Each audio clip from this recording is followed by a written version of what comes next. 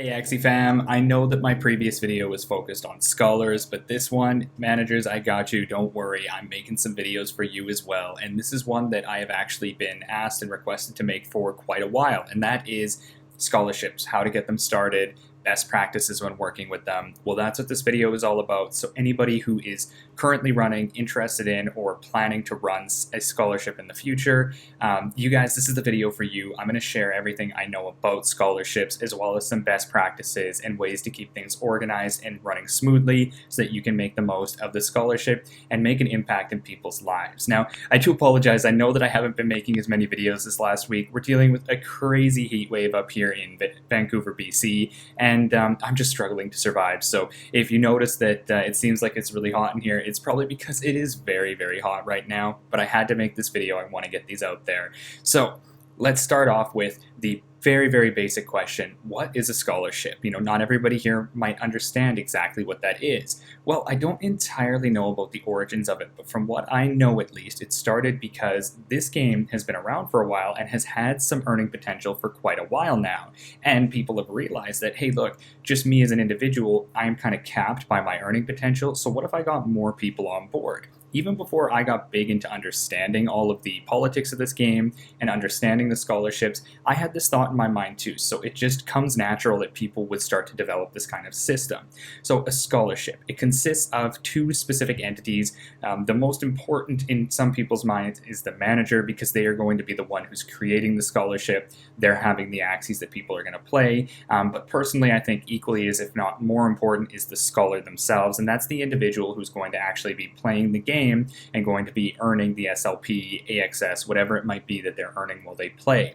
But what this would be in kind of a layman's term for people would be kind of like a manager or an investor, an entrepreneur, a business owner, hiring an employee or a contractor in this case to actually play for them. So the TOS in the game obviously clearly states that you cannot play more than one account, and that makes sense, right? Because if you could play more than one account, you could kind of abuse the system, get a lot more earnings than you as an individual should be able to, and then be able to go and flood the market, and it would be unhealthy. So the way people get around that, and it's a really interesting concept, is they hire these people. A lot of these people who are going to be hired are going to probably be hired in places where getting a cut of the earnings is going to make a big difference and be a pretty decent wage for them. I know that at the moment, some of the most popular geographical areas for scholars are in the Philippines, and in the Philippines, I know that if you do well as a scholar and you earn quite a bit of SLP, it can actually earn you a lot of money.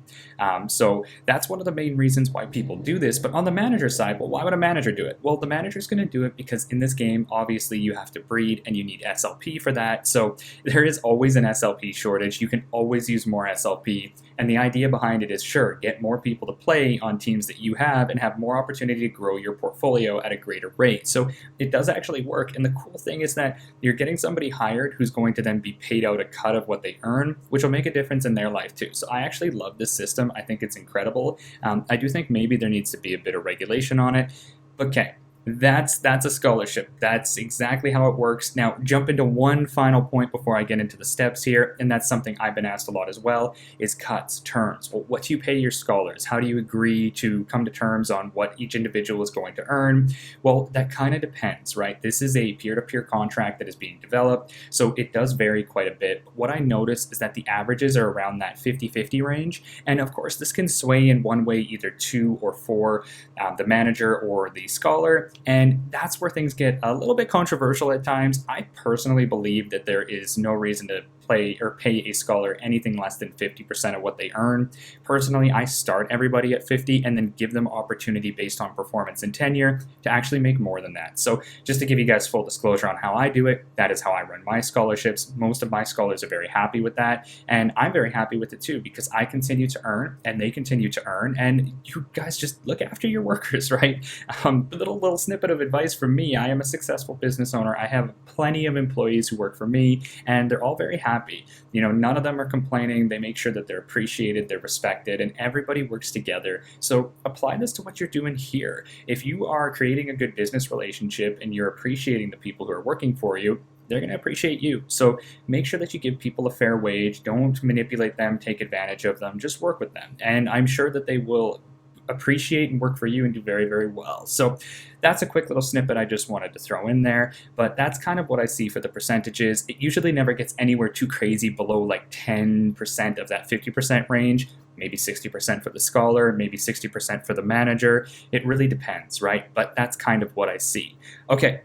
Now let's get into the steps. So before I get into what you would say is the practical steps of the scholarship, I gotta mention the true step one, and that is have the Axies you need in order to create scholarships. Whether you're buying them, whether you're breeding them, I personally think it's a little bit more business effective to be using the breeding pools that you have in place to make scholarships. But hey, not everyone can do that, right? Because you need 3 Axies in a team, and I know that just running triple aquas all the time is not always going to work. And to be very honest with you, I think it's in for a nerf anyway. So if you are continuing to do that, just bear in mind that you're probably going to be made a little bit obsolete in the next little bit, so you might have to change things up. However, the way you have to do it is you're going to have at least 3 Axies in order to, on top of yours by the way, in order to create a scholarship. And then once you have that, you can put them in a scholar's hands, they can play it. Now, fair warning for anybody who maybe doesn't have people that they know they can trust playing is just know that there are some issues with some scholars breaking TOS and getting the Axies banned.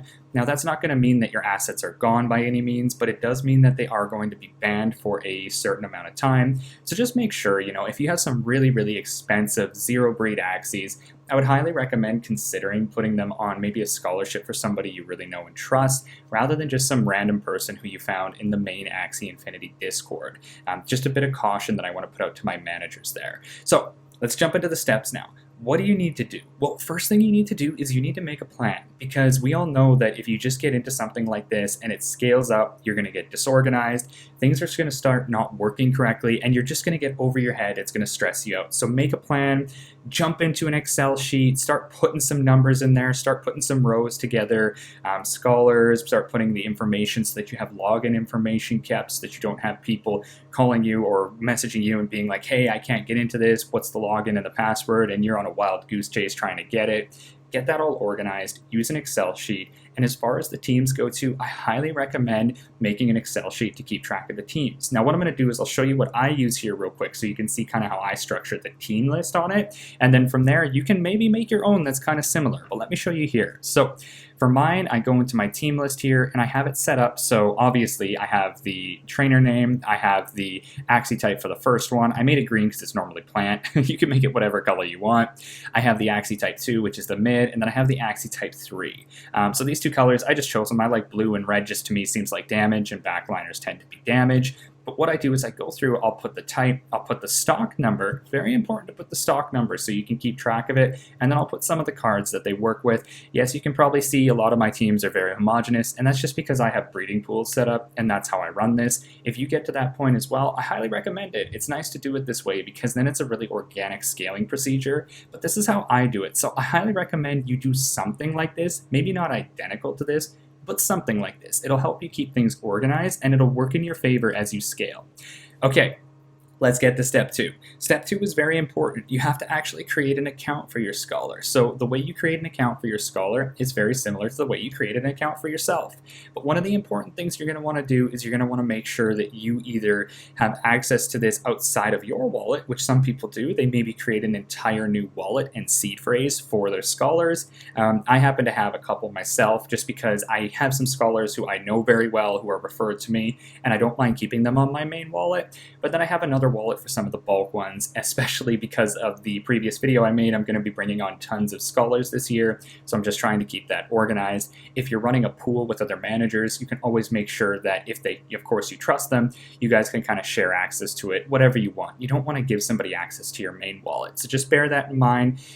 But in order to create this account, you're going to be on the main Axie Infinity Marketplace login page. I'll leave a link to that down below, though I know 99% of you guys probably know this page. So you'll go on here and you see this little login with MetaMask. You're going to use this, but first, you've got to create the account. So the best way to do this, go into your extensions and go to your wallet.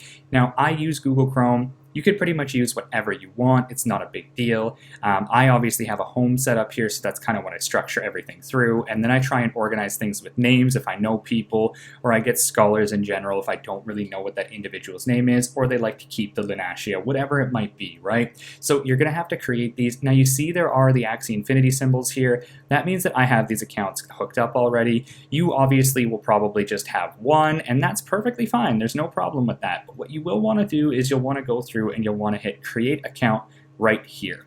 Click on that. It's going to tell you, okay, account name. It'll just pre-gen it based on how many accounts you have built. You can call it whatever you want. I personally say that in the beginning, you should probably numerically reference it based on the scholar themselves. Now, I've already created an account, so I'm going to actually cancel this because I created one previously, so I don't have to. But what you would do is just put a name in here, hit create, and you're ready to go. As I said, I'm going to cancel it. So let me go back down and choose one of my accounts that isn't connected here. Let's go to Scholar 11 here. So I'm going to click on this. Now, when you do create that account, if you're on the Axie Infinity Marketplace login, which that's why I want you to be here, it will automatically prompt you to connect your wallet for this account to the marketplace. And all you have to do is just hit connect here. Now, if you don't get that prompt, no problem, not a problem at all. What you're going to do is you're actually going to go, I have another one set up here just to show you. It's telling me, but let's say, how about you hit the X or it doesn't come up? Well, that's not a problem. You see up in the corner here where it says not connected, just click on that.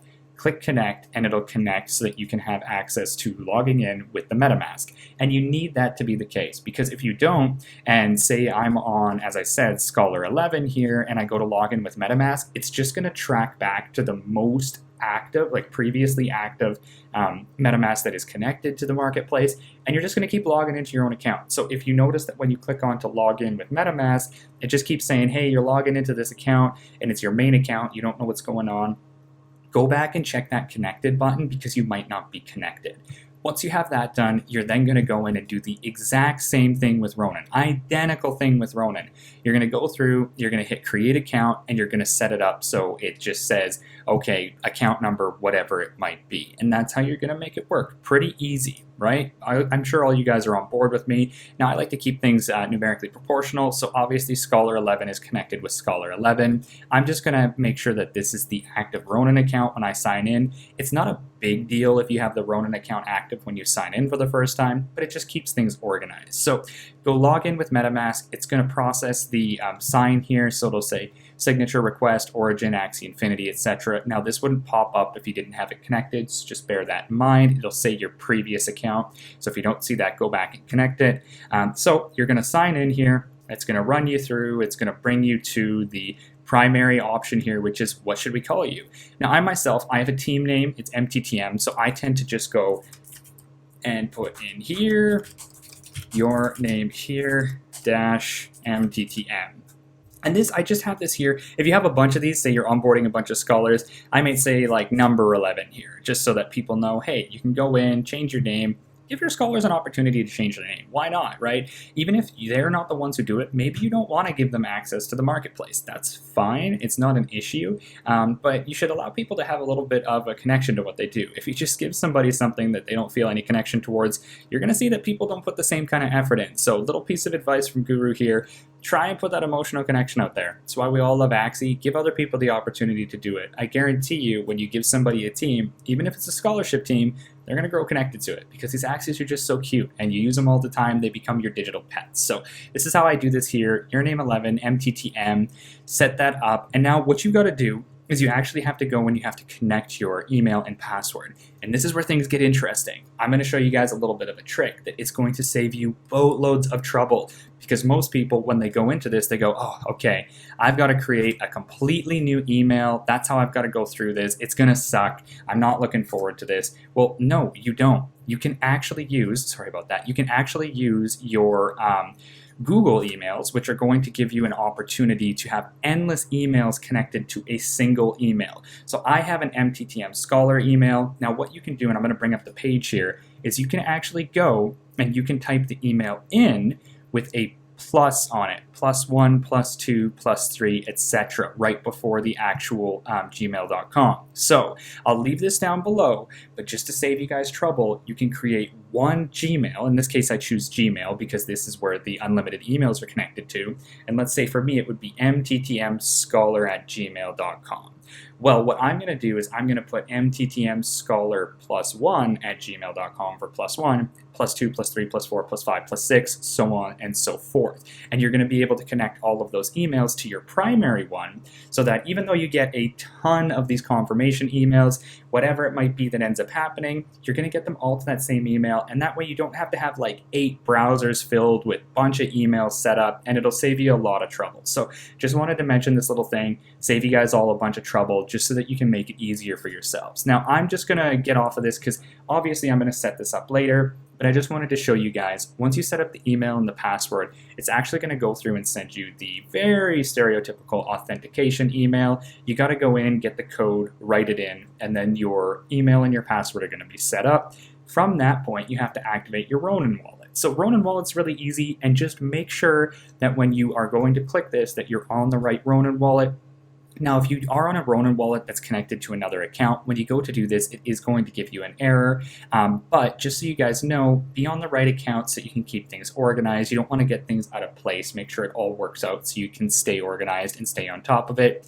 Click the Attach Ronin to Account. After you click it once, it's going to bring up a sign request through your Ronin. It's going to tell you which account it's trying to connect to, so just gives you another confirmation here. Hit confirm. I don't mind because I'm going to be setting this up anyway, so I'm going to confirm. It'll refresh the marketplace and say, hey, look, you're good to go. So that is what it is. Very, very easy there, but I just wanted to show you guys that unlimited email trick. I'll leave a link to that article that I showed you so you can read over it and do it yourself. It'll save you a lot of trouble, so just do it that way.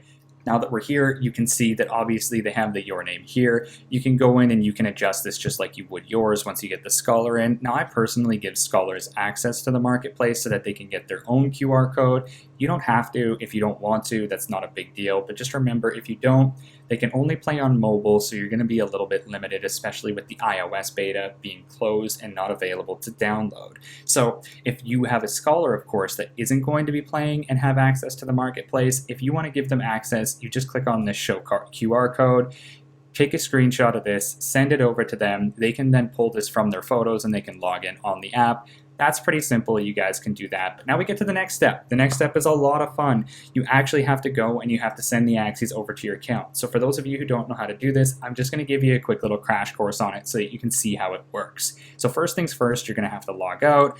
I am going to go over to my main account here and I'm going to set it up so I can log in through MetaMask. This is where I'm going to have a lot of my main Axies on it. Here we go. Perfect. So log in through MetaMask or your email, whatever you want to do. I'm just going to log through MetaMask. I tend to do that anyway. It keeps things easy and consistent. I'm going to go to my inventory here. Now, mind you, I do have a couple of teams already set up that I'm going to be putting out today. For those of you who are seeing this a little bit later on and you are already got the announcement that you're in the scholarship program, congratulations. If you're watching this, I'm really happy to have you as a part of the team. For everyone else who is still on board learning about scholarships, I'm going to show you in just a minute here how you send the Axies over. Now, don't mind the marketplace being a little bit slow. We've been dealing with this for a while. So now you're here. You've got a couple of Axies. I wouldn't say send terrible Axies over to your scholars. Give them good Axies. Now, you might have a few mutts here and there that come out. Unfortunately, this bird came out not that great. It's not the end of the world. It's a very tanky bird with an aggro card, so you could definitely make some plays on it. But it's not really that great of a bird in a bird sense because it doesn't have all the cards you want. So what you'll do is if you want to send Axies over to an account, you're going to go into your Ronin, you're going to go back to the account that you just created. In this case, it was Scholar 11. And you're going to get this little warning saying, hey, look, the account you're logged into is not associated with this Ronin wallet. Please change or log out. It's a good thing it does that. But you would actually go over here to the copy address section, copy it. It'll say copied. You then want to go back to your main account. That's going to pop off, and you're going to go over to whatever Axie you want to send over. Let's say I'm going to send them a little Curly Nemo here. I love this Curly Nemo. These things are really strong. It does have bird ears, but overall the bird ears still give you the same speed as you would as an Aqua. It just has a touch less health, so that is something to take into mind here. What you do is you're going to go to Gift. You'll click on Gift, and then you are going to put the Ronin address in there, give it a moment to populate, and it will tell you actually which account it is. This is really important. Take your time. If you send it to the wrong account, there are no refunds in cryptocurrency. You are not getting that Axie back, so please take extra caution when you are sending Axies over. Just make sure it's the right account. You can click on it if you want. There's no issue if you do or you don't. You'd hit gift here. It's going to then bring up a sign request or a transaction request in Ronin, letting you know, hey, you're trying to send an Axie contract over. You have so many free Ronin transactions in a day. It obviously costs no Ronin. You can even have it show you the transaction data if you want. This probably won't make a lot of sense to a lot of people. So all you really want to know is that this is the right address. You can then hit confirm, and you gotta wait a little bit. It takes probably about maybe 1 to 4 minutes, depending on how busy the Ronin server is, for it to actually send over there. But you're gonna have to do that with 3 Axies. Once you have them all sent over, your scholar is then gonna be ready to play, which is great. That's really exciting, right? So from there, you then wanna communicate with your scholar. Give them the login access if you're going to. If you're not giving them the login access, sign in there. Once you have that all together, you're going to then communicate your expectations with your scholar and let them know, hey, look, this is what I'm expecting, because obviously you do. You don't want to just give somebody a team and say, hey, you know, have fun with it, do whatever you want. Well, no, we're running a business here, and these are assets of yours, so you want to make sure that there are expectations set in place, expectations for rules, expectations for performance. Be reasonable about it. Don't be like, hey, right from square one, I want 250 SLP.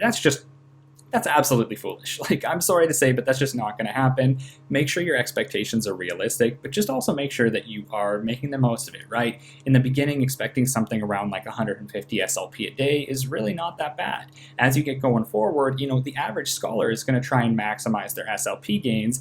And on that note, I got a video coming out that's going to teach you how to do that. So when that comes out, I'll have it in the top right corner up here to show you how to maximize your SLP gains from step one, day one, week to week, to make sure that you as a scholar or you as a manager are getting the most value out of your time, because that's what we're all here for. Make the most SLP in the shortest amount of time and make it all happen. But back to what I was saying, make sure that you just set that up so that everyone can make the most of the opportunity. And I'm sure your scholar would like to, because they want to make the most SLP they can and bring in that money to help support themselves, their family, or whoever else or whatever else they might be doing this for. So that is a very, very big thing. That almost pretty much concludes the whole scholarship process. We went over, of course, what you got to do to start, which is making a plan, having it all set up, the expectations being laid out beforehand, rules being created so that you can get that communicated to a scholar when the time comes.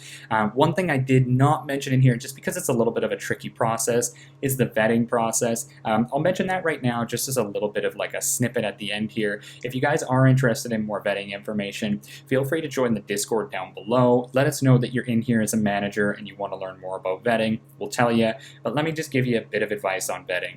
First and foremost, communicate with the people that you're going to have as scholars. Talk to them, whether it be a Zoom call, Google Meets, Microsoft Teams. All of these things can be done very easily. You don't even have to pay for them. Communicate with the people.